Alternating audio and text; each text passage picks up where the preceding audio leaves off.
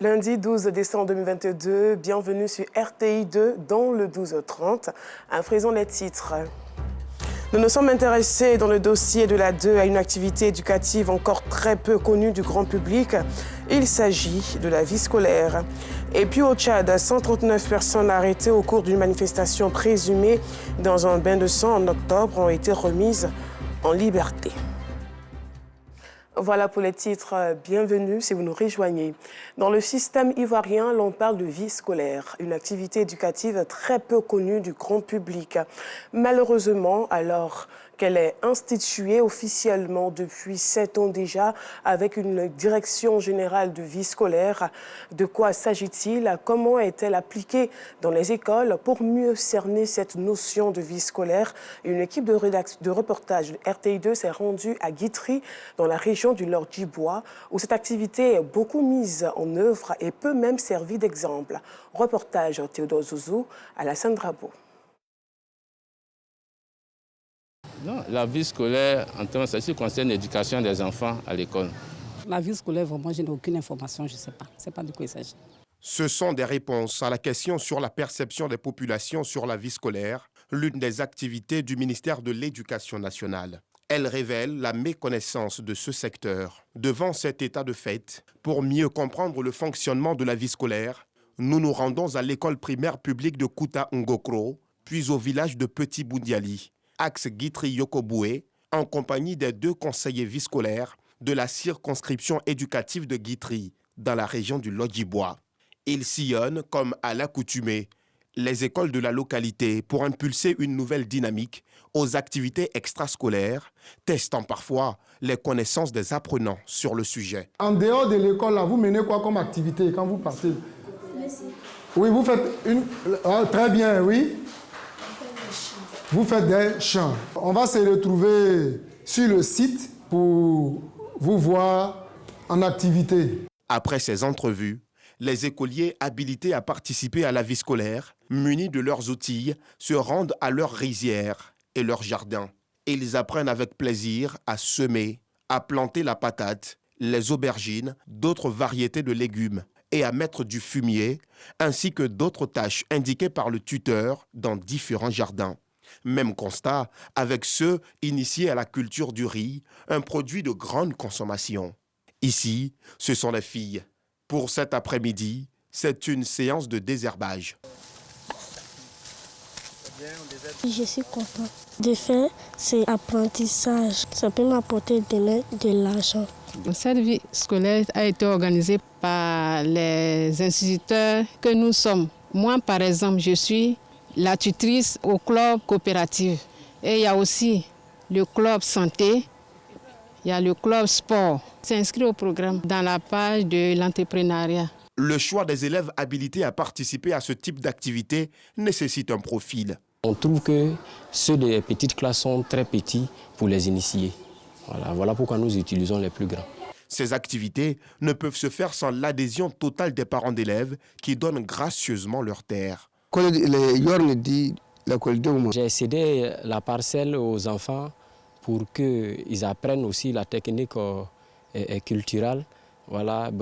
L'école aussi n'est pas le seul lieu de réussite. Il faut qu'ils apprennent aussi à travailler au champ.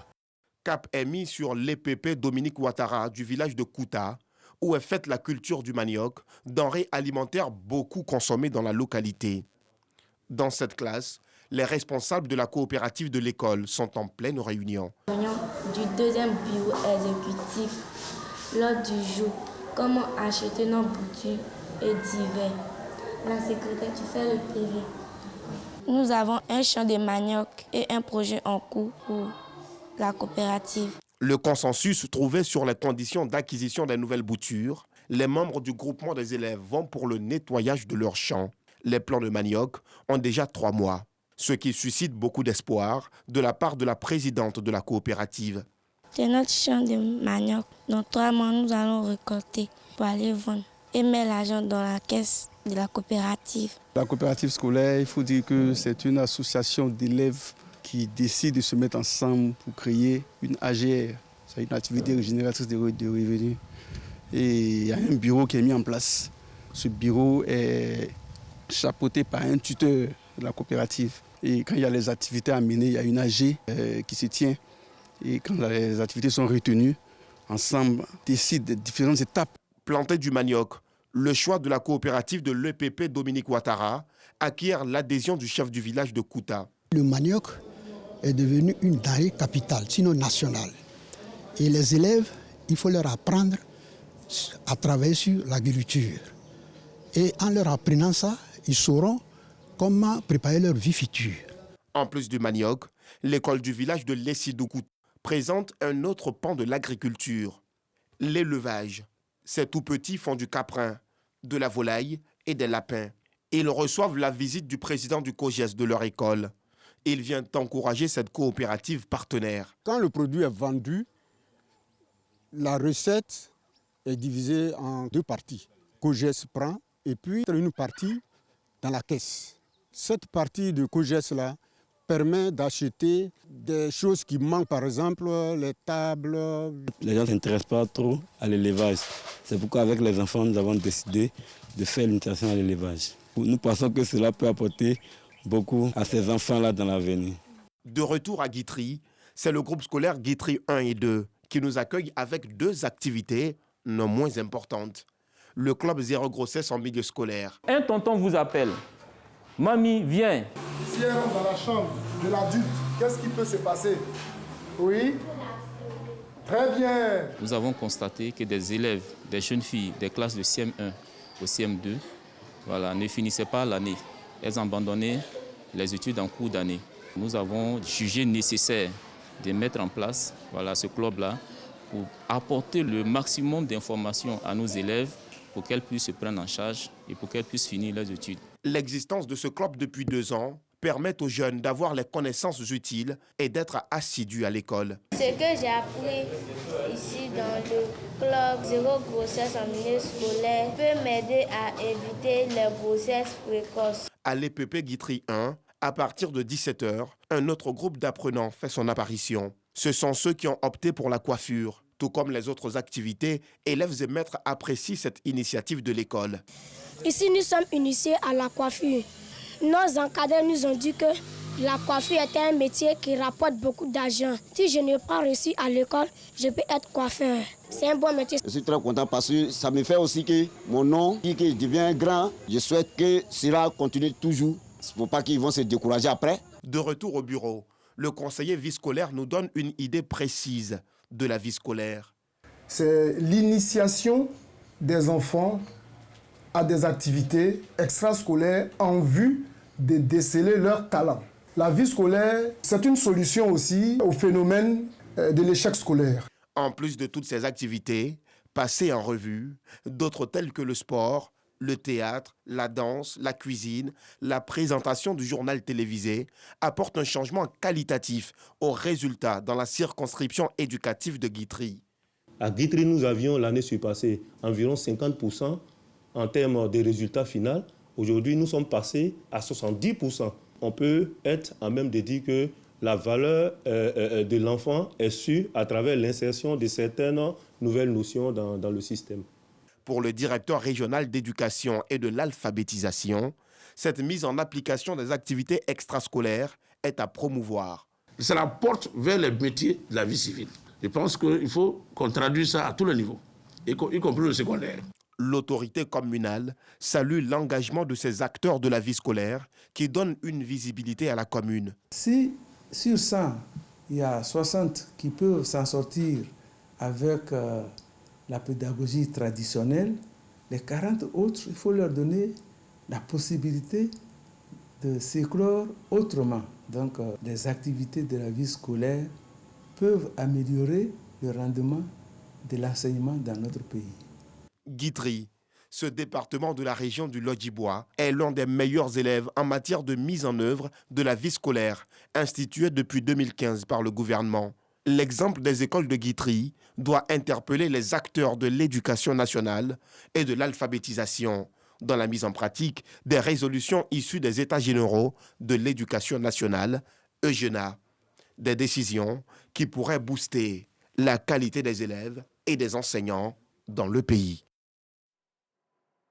La vie scolaire met un moyen d'intégrer nos enfants dans la vie sociale.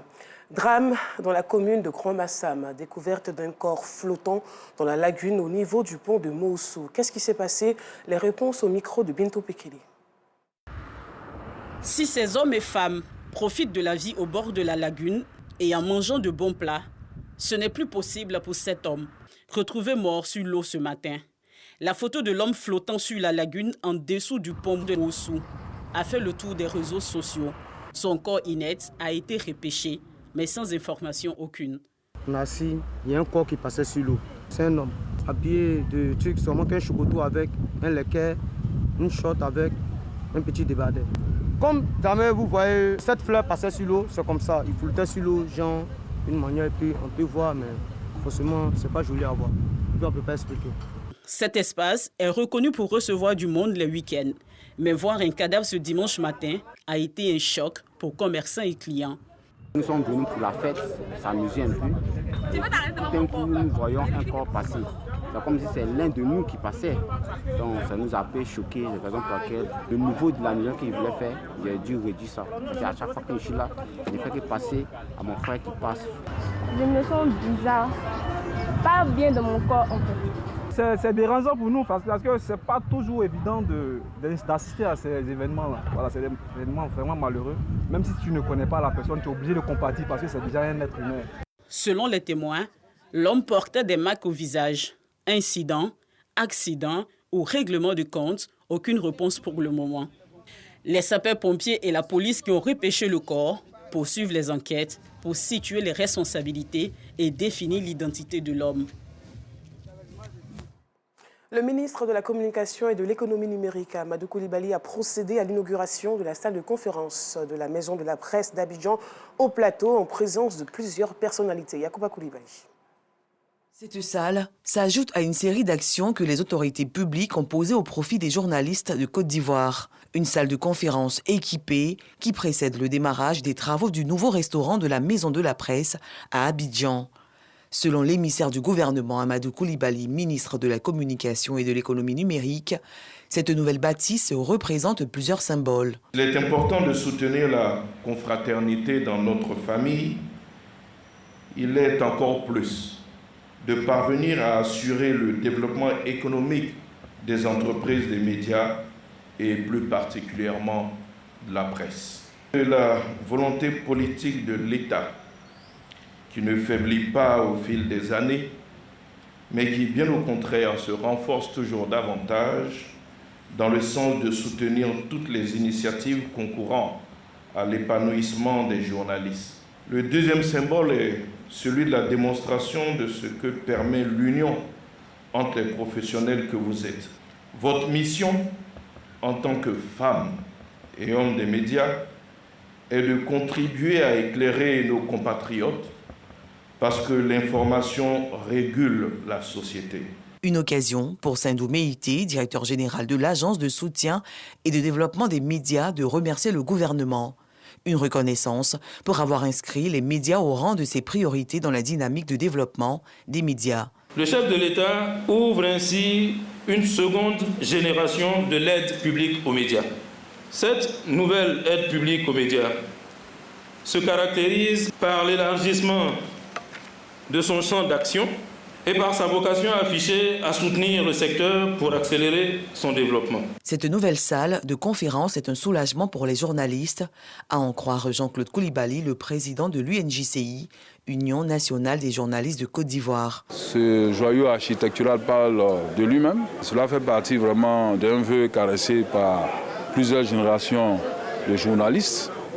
Et nous sommes très heureux que ce soit au cours de notre mandat que cela ait eu lieu. Cela va nous permettre aussi d'amorcer ce qu'on appelle notre autonomie financière. Nous sommes très heureux de voir ce joyau architectural qui a été un don du président de la République de Côte d'Ivoire. Nous saluons tous les efforts que le gouvernement ivoirien fait pour mettre les journalistes et les Ivoiriens dans de meilleures conditions. Je pense que c'est un espace de cohésion sociale. Cohésion sociale parce que nous allions cohabiter, quelles que soient nos origines, quelle que soit notre ligne éditoriale. quelles que soient nos appartenances politiques. Le ministre de la Communication et de l'Économie numérique n'a pas manqué d'inviter les journalistes à en faire bon usage et surtout à faire preuve de responsabilité dans leurs écrits et propos. Et pour terminer, au Tchad, 139 personnes arrêtées au cours d'une manifestation présumée dans un bain de sang en octobre ont été remises en liberté hier dimanche après 1 mois et demi de détention, a annoncé le substitut du procureur de la République de N'Djamena. Voilà la fin de ce journal. Merci d'avoir suivi. À demain.